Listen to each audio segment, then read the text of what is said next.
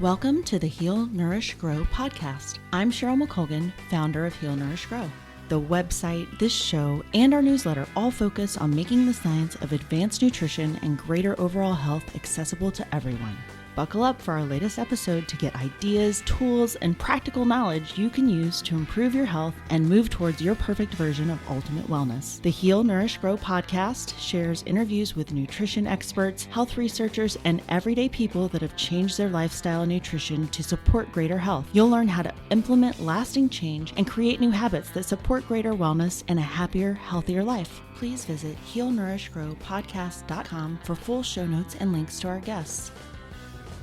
Chris Rhodes dedicated over 8 years to studying the benefits of fasting on the human body, and after his discoveries, co-founded Mimeo Health, a biometric supplement company designed from human biology to optimize health, slow aging, and enhance longevity. With his work recently published on Science Direct, Dr. Rhodes and a team of UC Davis researchers proved that specific doses of nicotinamide, spermidine, PEA, and OEA reduce inflammation, combat oxidative stress, and enhance heart health. This revolutionary finding makes fasting-like benefits accessible to everyone, ushering in a new era of health innovation. Hey everyone, welcome to the Heal Nourish Grow podcast. I don't even know the name of my own podcast. It's flipping my words today. But anyway, I am really excited about today's guest. I'm here with Dr. Chris Rhodes, and he is a nutrition scientist. I'll let him better describe himself, but you will have heard his full bio, of course, before this. But I always like to start out, Dr. Rhodes, with just having you kind of share in your own words what brought you into this space, what made you passionate about working with Mimeo Health and the technology there. Like, what led you to this point? Yeah, great question. Really happy to be here, CHERYL. Thanks for having me on. Really got me interested into the longevity space, the healthy aging space, and eventually the fasting space was coming out of college. I got my BS in biochemistry from Loyola Marymount University, but like a lot of college kids, didn't really know what I wanted to do there. So to try and figure that out, took an immunology fellowship at Stanford, just kind of started pouring through all the research I could get my hands on, going to all these seminars, and eventually came across the longevity research. And I thought that was so fascinating because it was this thing that used to be relegated to myth and legend, right? It was like Ponce de Leon and the Fountain of Youth. And now it's this very active, very rigorous area of scientific research with a ton of funding and a ton of companies and a ton of, government and scientific attention on it. And it's one of those things that helps with everything, right? If you can solve aging, then you can pretty much also solve disease, because by and large, most young folks don't get disease. We really see that aging is something that's an underlying factor in every disease that happens. So if you can tackle these fundamental issues of aging at the cellular level and really slow that process down, then you can not only, potentially enhance lifespan, but also health span at the same time, which I think is what we're all really going for, living our lives as well as possible with as best health as possible for as long as we can. When you're in the healthy aging and longevity space, eventually you come across fasting, because fasting is, one of the only ways that we know of to reliably extend lifespan and health span, helps to treat, prevent, or delay most major diseases. And the reason why that was so fascinating to me is because it does all of that without actually adding anything into the system, right? So it's not this superfood or this wonder drug that's doing all the work, but somehow fasting is activating these dormant longevity bio programs that we already have inside of us at the cellular level, but just aren't being activated on a daily basis, or just aren't turned on. And when that clicked for me, it actually made me mad, because I'm like, great, my body knows how to live to be 120 years old and in perfect health, but it's just not doing it. And that's what kind of catapulted me into the fasting research space and what I was doing for my PhD, which eventually became Mimeo. That's a great background. And before we get into some of your more of the science behind it and some of those other things, what's going through my mind is kind of knowing the timing from your bio and knowing a little bit about when you were in school. I would imagine that you probably had to be just making some of these decisions about this when the Nobel Prize for autophagy was awarded. I believe that was 2016. And that's actually when I first ran across it. I had just found out that my dad had cancer, and I started like digging around and doing all this research and came across the fact that this had been awarded the Nobel Prize, and then just started reading more about autophagy and went down this whole rabbit hole. But I would love it if you could share with people from a more scientific perspective. Autophagy kind of means self-eating. And I think most people at this point have heard that term before. But if you could maybe describe some of the mechanisms there, and just to give people background before we kind of launch into the tech. Yeah, absolutely. So yeah, autophagy does mean self-eating. And what that's actually referring to is essentially our cellular cleanup and recycling mechanism. So cells initiate autophagy, which is this process of these little, what it's called autophagosomes, these little like tiny like lysosome encapsulation particle things that go around, and they'll selectively absorb and digest and break down into their component parts these dysfunctional proteins, dysfunctional organelles, what I like to call cell junk. They'll take that up, they'll break it down, and then once it's in its like constitutive parts, it's amino acids, it's carbohydrates, it's fats, it's lipids, then your cells will take all of that and then utilize it to create new functional organelles and new proteins. So it is this process of breaking down the damaged elements of a cell and then recycling them into new nutrients, into new energy sources, into new organelles and proteins. So you kind of have a refreshed new cell on the inside anyway.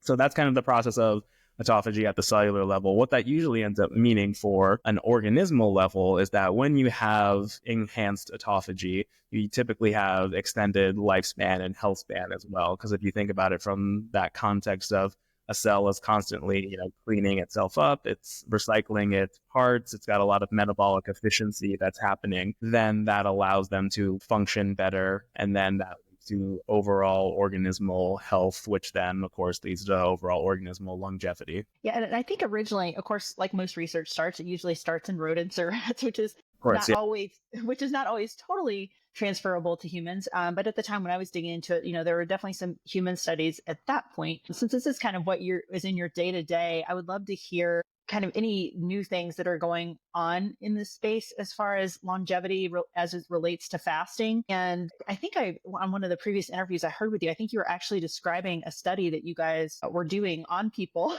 to kind of test out some of these theories. But anyway, just anything new and exciting in the research world that you're seeing that kind of is informing what you're doing now with your research. Yeah, it's not necessarily informing what we do now with our research, although it kind of is, because it's unavoidable, right? But like the really big thing that's happening in the health and longevity space right now is kind of how Ozembic is impacting everything, and like the other GLP-1 drugs and agonists, right? Because yes, they have great effects on weight loss, but when you're tackling things from a metabolic perspective, metabolism and longevity are super duper linked together, right? Usually when you're looking at the cellular pathways that impact longevity, they are also very much related to metabolism, whether that's mTOR, which is like, pro-growth, pro-protein kind of pathway that leads to decreased lifespan and these pro-aging effects, versus like AMP kinase, which is really, really associated with anti-aging properties, but is also kind of like your body's like lipid pathway modifier. You get to see how Ozembic is impacting not only the weight loss portion of it, but because it's impacting things at the metabolic level, then you also see, all right, there's a lot of reduced disease incidence. There's a lot of reduced disease risk because we're tackling like this cellular metabolic processing that is intimately connected with the healthy aging and longevity pathways. Yeah, that's pretty exciting. And I think obviously as time goes on and more people are using it, there'll certainly have to be more research around that. And I know that there's even new like second gen GLP ones that are being worked on. So, and so you're saying, if I'm understanding correctly, that those are having a positive effect on longevity pathways. Correct. So the reason why Ozembic could be, and the GLP-1s could be really good for longevity in general, is that one of the main reasons for disease progression and disease risk in general is, overweight, obesity, all of these like chronic metabolic problems that Ozembic is really helping people to avoid. So by helping to kind of restabilize organismal metabolism, helping people to lose weight, get in a better glucose levels, insulin levels, HbA1c levels, cholesterol levels, triglyceride levels, all this fun stuff, then you're really helping the underlying fundamental thing that's driving a lot of this disease and this dysfunction that happens over time, and helping to also, I think, slow down the actual process of aging. If you're like most people, you may have trouble sleeping on a regular basis. This can be so frustrating since sleep is maybe the most underappreciated and most important part of health. Over the years, I've tried many different biohacks to improve my sleep. If you're looking for more ideas on this, be sure to check out healnourishgrow.com/bettersleep, where you can find my 6 best tips for better sleep along with a free sleep challenge. However, if you feel like you've already tried everything, I discovered a new tool that may be able to help, the Be a Sleep Mask. This innovative new tool harnesses the power of neurofeedback to give you a gift of great night's sleep without you having to do anything but simply put it on. The sleep mask uses the power of neuromusic and spheric sound to calm your vagus nerve and impact brainwaves. One group of participants using neuromusic for sleep over 14 days were able to fall asleep faster and double the amount of restorative deep sleep each night. There are numerous studies on using neurofeedback for sleep, and now you can use it yourself outside of the lab. It's designed to be comfortable for side sleepers and doesn't radiate EMF. Place an early bird order to get a steep discount as well as a free lifetime subscription. You can get this deal by going to healnourishgrow.com/BIA, BIA. The mask is on pre-order but will be shipping very soon. So it could have the same excitement that maybe like metformin or rapamycin used to have, as kind of not only being a weight loss thing, but something that can also promote longevity, it sounds like. Right, exactly. And isn't it funny how, the best drugs that we have for longevity just also happen to affect the metabolic pathways, right? Yes, it So is. that's why like fasting is so interesting to me, because fasting is of course all about affecting metabolic pathways, and it does so at this enormous level. You have an entire shift in how we process food, how we do cellular metabolism in a fed state versus a prolonged fasting state. And that was kind of what we were, studying during my PhD to actually develop the Mimeo formulation. Yeah. And how did you? So I'm assuming at some point, just as a personal aside before we jump into that you ran across this. Did you experiment with this on yourself at all? So you could kind of see what would happen and how you would feel if you did some extended fasting? Well, yeah, definitely. So I kind of got a little obsessed with it when I was at Stanford. I started reading all the papers, came across all the fasting research, and I was like, oh, that's so amazing. At the time, I was also learning how to do all of these immunological techniques to look at immune cells and their functionality and their survivability and their like reactivity to autoimmune stimuli.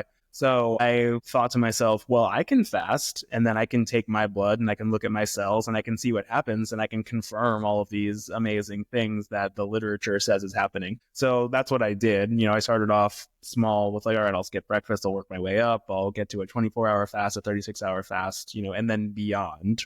And eventually I did an entire time course where I looked at what happened in my body during a 60-hour fast. And I was taking my blood at all those different like time points at the 0 hour, 6 hour, 12 hour, 16, 18, 24, 36, 48, 60. And you can see this progression of enhanced functionality within my cells. I could see this happening. So they became, less autoreactive, had much better cellular survival. They had much better stress resistance. They had much better metabolic functioning, and being able to see that in your own cells in something that you can do in just a couple of days is so powerful to like a quantified self, like scientist person like I am. I got very and I was like, this actually works for me, I'm going to do it. So I started doing this alternate day fasting regimen, and I kept that up for about 1.5, 2 years. Oh, wow. Yeah, that like it was really, really amazing. I was very healthy, but at the same time, it has this big social drawback, right? Because you're not going out to lunch with coworkers, right? You're not having meals with your family. Like when friends would ask me out on a fasting day, I'd be like, okay, sure. Like and then I'll, like awkwardly drink water while I walk, right? And nobody wants that. I got to the point where eventually my sister, we were on vacation and I was still like fasting actively. And she was like, you're going to live longer. You're going to be healthier, right? But what is the point of living longer if you have to live less? And that was this kind of thing that was like very impactful for me. And I was like, she's right. Like there's got to be a middle ground. Like there's got to be another way to do this. And so that's again kind of what catapulted me into developing Mimeo as a fasting mimetic, because I was like, all right, is there a way that we can figure out what's happening in the body during a fast and then recreate those effects on demand? So yeah, and I think that's so brilliant, because I've experimented with fasting a ton myself too, and I've actually kind of moved away from it for similar reasons as you. I still do some intermittent fasting, but the longer fast, like I had done a 5-day was the longest one I had ever done. I just found it like the things that you mentioned, and then there's always been a concern that maybe it promotes more muscle loss, things like that. And it's just kind of, it adds, now that I'm an older person and worried about keeping my muscle mass and staying strong so that I can be very functional into my older age, I've started to back away from it a little bit for that reason, even though there's definitely arguments on both sides of whether that really happens. Because I think, the process you described with the organelles, like some people will say, well, your body's not going to go after healthy, good tissue when there's all this other stuff around to eat. But I think it's difficult. I've never seen anything convincing one way or the other where it convinced me to, keep doing it or not. Yeah, this is totally the thing. And you get different effects from different time courses of fasting, right? So like doing something like a 5-day fast, inevitably, you're going to lose a little bit of muscle along the way, because if you're not taking in food, your brain is an obligate glucose consumer. So it needs at least 50% of its calories to come from carbohydrate and glucose specifically. Even as you get into ketosis in the later stages of fasting, 24 hours plus, you're going to be breaking down fat, and the rest of your body, the rest of your organs, your muscles, your liver, all of that fun stuff, they're going to utilize the ketone bodies in order to survive. But your brain is going to at least have to utilize some of that glucose. Where that glucose is going to come from, because you're not getting it from the diet, is from protein breakdown, because that's the only other pathway that we have in our body to generate glucose without getting it from food. So, in order to keep your brain active and healthy and alive, you're going to have to break down some protein. And usually that's going to come from muscle. Sometimes it'll come from the organs themselves, which sounds, like very, very terrible.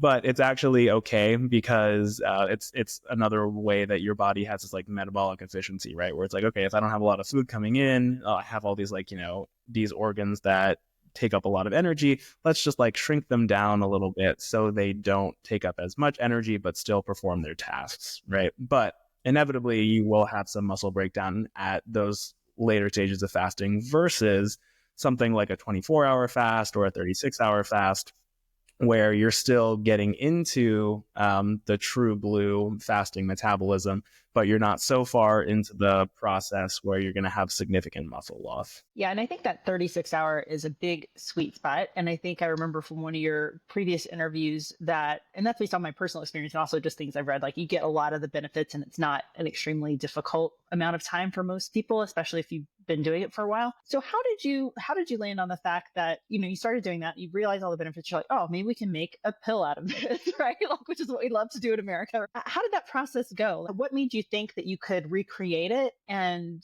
kind of tap into the same pathways? There must have been something in the science that you thought, oh, this is possible. Yeah. So actually there wasn't anything in the science at the time. Yeah. Kind of led me to think that was possible. There were molecules out there already that were called caloric restriction mimetics, right? That were designed or called caloric restriction mimetics because they had some kind of evidence of being able to activate a singular pathway that was associated with caloric restriction. So like metformin is a very good example. Metformin is considered to be a calorie restriction mimetic because it activates AMP kinase just like calorie restriction does. But what no one was really doing at the time was doing that with the molecules that your body actually produces in that state, right? So it was always usually, a plant compound or a drug compound or something like that, not trying to recreate the whole system with natural human molecules. But when we originally started, it wasn't actually our mission to create a pill or, develop Mimeo so much as it was just we wanted to understand what happens in the body during a fast. So what we did for that was we had 20 people come in, 10 men, 10 women, to avoid a gender bias. We had them fast for 36 hours and looked at their before and after and did those same, cellular functional metrics that I was doing on myself when I was at Stanford. And what we found was that when people fasted for 36 hours, there was a huge increase in their cellular functionality, just like we saw with me. They became more anti-inflammatory, more antioxidant, they became more cardioprotective. And to see that kind of change with a nutritional intervention over basically just one day, right? Taking these young, healthy people and basically turning them into super people is really, really significant. You hardly ever see that happen. So we really wanted to figure out what is the difference between one state and the other that could be causing those beneficial effects to happen. So we did what's called comprehensive metabolomics, basically looking at all of the small molecule components of the plasma. And what we found was that there were over 300 significant differences between a baseline state and a fasting state that could, be responsible for inducing those changes. When we screened through those molecules, we were able to find around 24 of those that had some kind of literature activity of already having these bioactivities, whether that was helping to enhance autophagy or create these anti-inflammatory effects. And then when we screened through those molecules on our ex vivo modeling assays with the cells, we were basically able to show that there was this synergistic combination of 4 of them that could recreate all of these beneficial effects of fasting that we were seeing. And then beyond that, because we were really interested in the longevity piece of it, we did a C. elegans lifespan extension analysis and saw that we could extend their lifespan by 96% just through supplementation with these 4 molecules. So that is ultimately what Mimeo is. It's taking what the body naturally produces during a 36-hour fast and then just giving it back to people as a supplement. So you can recreate fasting at the molecular level and get those same benefits, but without actually having to fast. 96%, that's pretty amazing. And just in case anybody out there doesn't recognize the whole C. elegans thing, they're worms, right?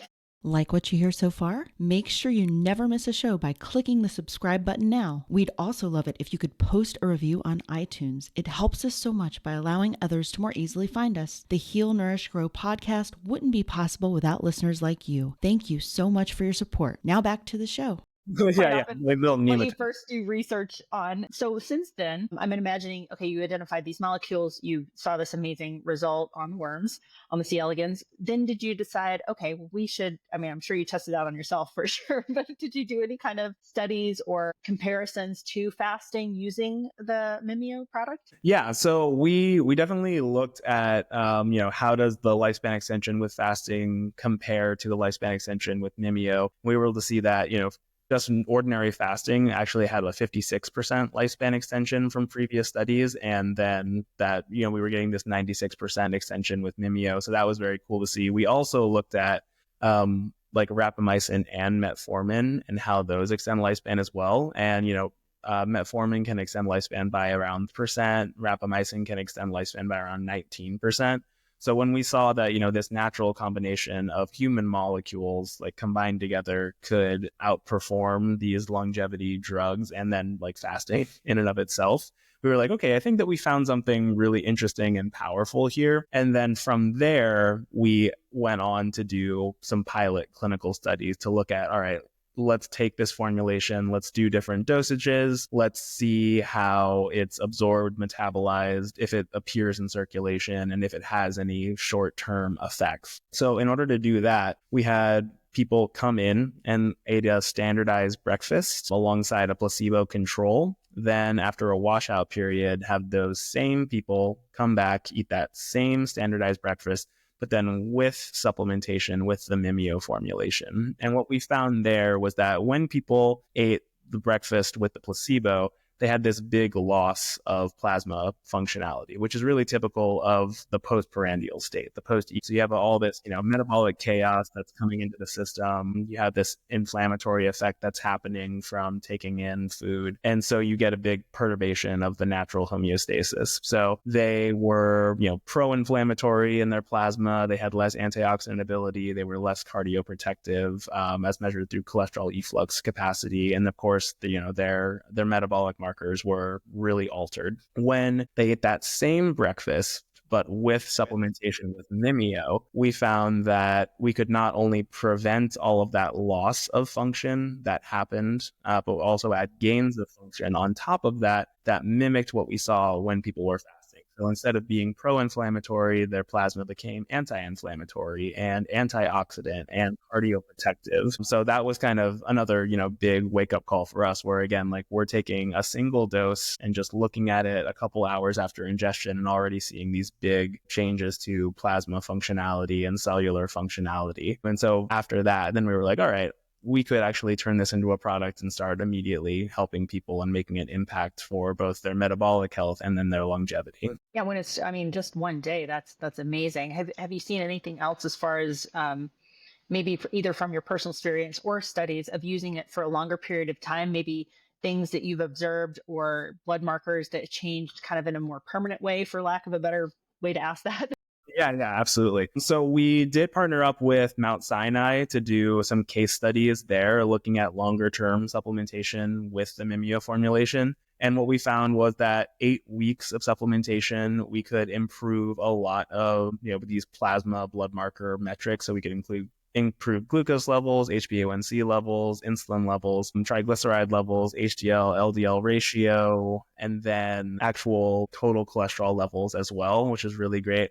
And then we were also looking at biological age and found that we reduced biological age by 2.5 years in just those 8 weeks of supplementation. So that's kind of, the big clinical data that we have right now. We're also currently doing a larger randomized double-blind placebo-controlled study looking at that same time course, 8 weeks of supplementation in healthy overweight people with elevated HbA1. Very cool. And so where my brain's going now, this may or may not make total sense, but I'm thinking about, you mentioned the mTOR pathway, which is kind of a growth and possibly longevity shortener. I mean, I've heard some conversations on that. A lot of people like to argue for vegan or vegetarian kind of use that pathway as a way to say that, you're activating it constantly when you're eating meat. And so maybe that's not so good. Where on the other hand, your body absolutely needs a certain amount of protein to maintain the muscle and all the processes.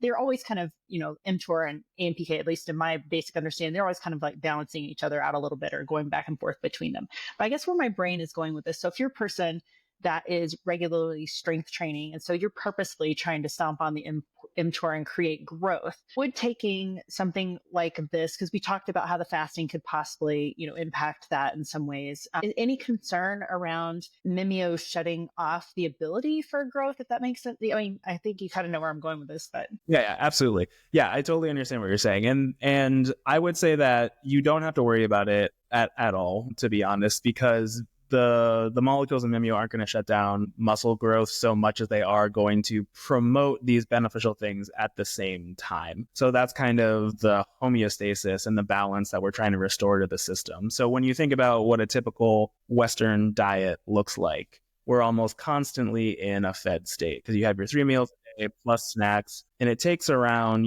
4 to 6 hours after a meal for your body to properly digest everything, utilize it, incorporate it into cells, and return back to its natural homeostasis. But we eat almost every 3 hours, right, as part of a Western diet, so we're never really coming out of that postprandial state. So you kind of have constant stimulation of mTOR and IGF-1 and insulin and glucose and all of these, pro-aging metabolic pathways. What Mimeo is really trying to do is to activate the fasting pathways at the same time to kind of restore this balance and this homeostasis that you wouldn't otherwise experience during a day of eating.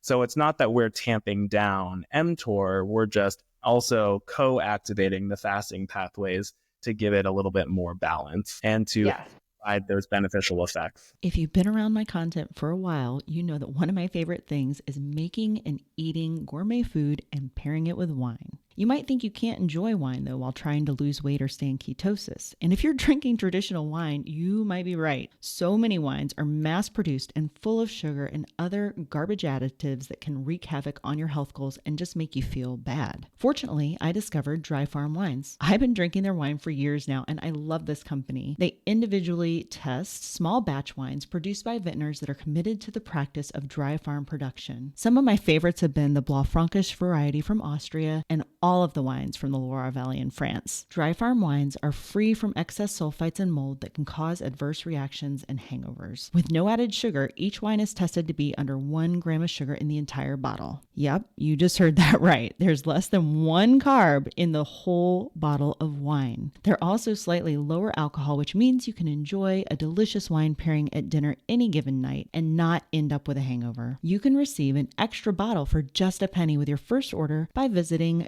dryfarmwines.com/Heal Nourish Grow. I'd love to hear what your favorite wine is after you try it, and be sure to tag me on social with pictures of your wine and delicious dinners. Again, that bottle of wine for a penny is at dryfarmwines.com/Heal Nourish Grow. It makes sense, and that's exactly the answer I was hoping to hear.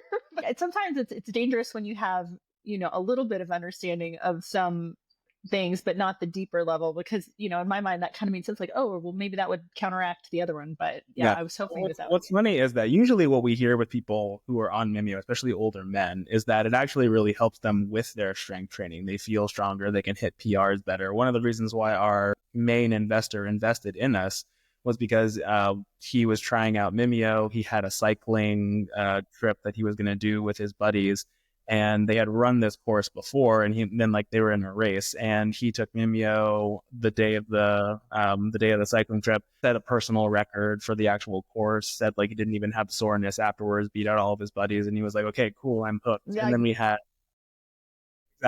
we had Ben Greenfield too, who was like, trying it out to see whether or not he liked it, and found that he gained like 8 pounds of muscle during the time that he was on Mimeo. So like not preventing muscle growth, it seems to be helping athletic performance. Yeah, I would imagine like the anti-inflammatory part of it would be useful because, possibly getting rid of some muscle soreness or just making your body feel more ready to train could be a huge benefit. Right. And then you have the NAD element to it as well. So the nicotinamide that's in the formulation is helping to kind of stabilize cellular energy and put you more in that, that fasted state where you can generate a lot of clean energy throughout the day. Yeah, very cool. Well, I think you've done an amazing job of really explaining how it works and some of the mechanisms involved without going too deep into the science of it. But is there anything that we didn't talk about yet that you really just want to share with people about Mimeo or about the science behind it or about fasting, just anything that we haven't touched on that could be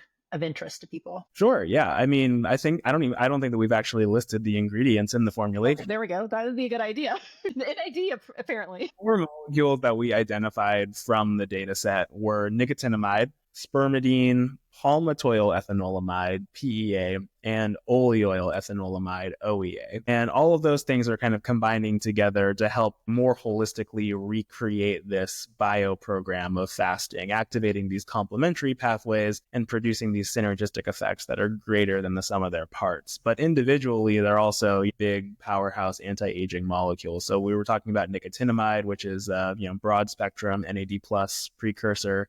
It's actually the thing that your body will make nicotinamide riboside and NMN and NAD from. So you kind of get all of those pathways and all those benefits just from this one starting molecule, which is great. And then NAD+ is more or less how your body or how your cells sense their energy status. There's this thing called the NAD+ NADH ratio. If you have more NAD+, then that's a signal to your cells that there's not a lot of energy around. So we should modify our cellular metabolism, modify our DNA methylation patterns, modify our protein transcription and translation to be more of this like fasting system. So the big axis that we're looking at there is like the NAD+ SIRT system. And of course, sirtuins are really associated with healthy aging and prolonged lifespan. And so that's kind of helping to put the cell in this state where it's like really receptive to receiving these other fasting signals from the other molecules. So helping to kind of potentiate what everybody else is doing. And below that, we have spermidine. Spermidine's a really well-known autophagy activator. And so that's kind of where you're getting this like pro-autophagy effect from fasting in the mimetic is spermidine's coming in and helping to promote that process. And palmitoyl ethanolamide, PEA, is a really interesting molecule. It's involved in the endocannabinoid system. It helps to stimulate CB1, CB2 receptors. So it's kind of like your body's natural CBD almost. It has cognition enhancing effects, it has mood elevation effects, but then also these really powerful anti-inflammatory effects as well, especially on neuroprotection and neuroinflammation. So it also has these cool elements of pain relief to it as well. It's a COX-1 and 2 inhibitor. So not only like your body's natural CBD, but also like your body's natural ibuprofen.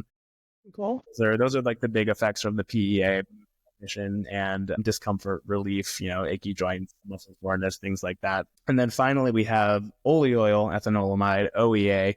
That is involved in the gut-brain axis and is actually produced by the body during prolonged periods of fasting as a way to suppress appetite. So what happens with most people when they do prolonged fasting is that they eventually stop feeling hunger. And OEA, that elevation, is kind of the reason behind that.